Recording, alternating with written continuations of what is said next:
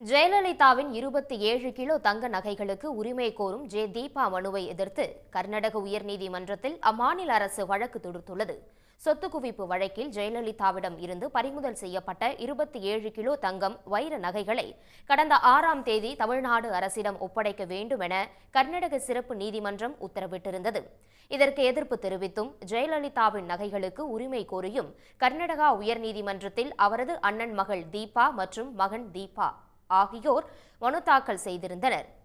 இதனை விசாரித்த உயர்நீதிமன்றம் நகைகளை தமிழ்நாடு அரசிடம் ஒப்படைக்கும் தீர்ப்புக்கு இடைக்கால தடை விதித்து உத்தரவிட்டிருந்தது.